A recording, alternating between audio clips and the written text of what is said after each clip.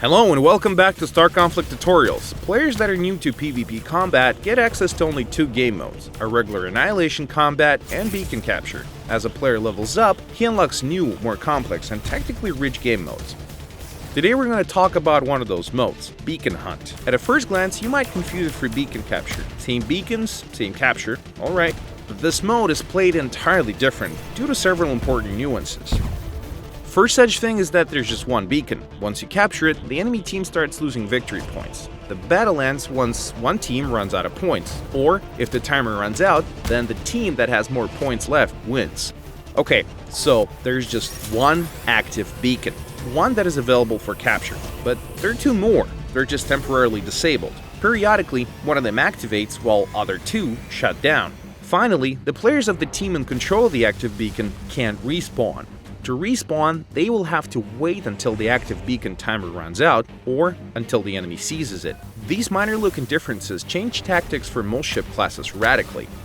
In beacon control, we do not recommend any interceptor to rush towards the closest beacon, which is actually a solid tactic in Beacon Hunt, even if that interceptor is fully aware of deluge of missiles and enemy ships moving in the same direction. So, just keep your distance and never approach the beacon too close.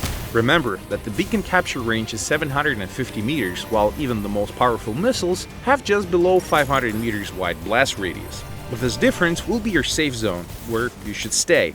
If the enemy interceptors are interfering with your first beacon capture, make sure you do the same and wait for your allied fighters and frigates to arrive and help out. If you are flying a frigate, it does not mean that you should be going for that first beacon each and every time. The choice is obvious on a small map, yes. But if the range is longer, the slow-moving frigate risks making it only to witness the last few seconds of a timer, finally to trudge on towards a new beacon yet again. Why not try to get a good position at an inactive beacon in advance, dig in, set up a minefield, and wait until the beacon activates to start capturing immediately. Once the beacon is captured, you can decide if you should guard it or move towards the next beacon. The minimap will help you determine if the enemy is going to attack your position.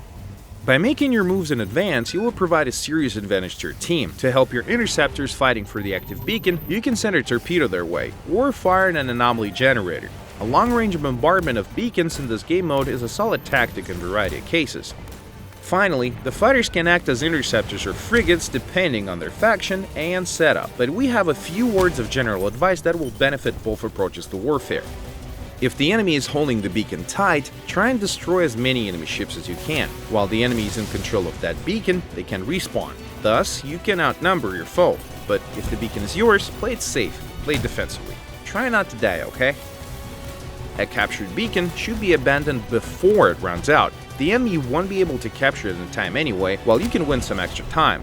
The frigates should leave first, about 30 seconds before the timer runs out. Then, the fighters should follow suit. The interceptors always leave last. Up until the very last moment, there should be at least one recon ship staying behind just in case. Once it's all clear, the recon can micro-warp away from the beacon. Don't bother capturing a beacon if it has just a few points left. It won't yield you a great benefit, while the enemy will get to respawn much faster. If the enemy beacon timer is on 20 seconds or below, forget about it and go for the next one.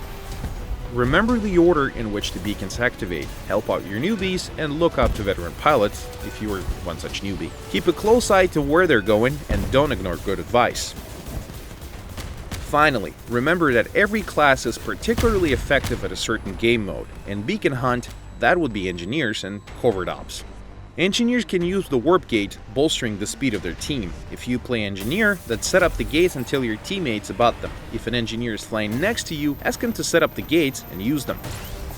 Covert Ops can play a nasty surprise on the enemy with its tactical nuke, one of the most favorite weapons in this game mode. Be on the lookout and watch the enemy Covert Ops ships. Do you hear the certain warning sound? Now would be a good time to run away. Oh, one more thing. Why don't you check out our other tutorial videos for more information? This is it for today. See you in space.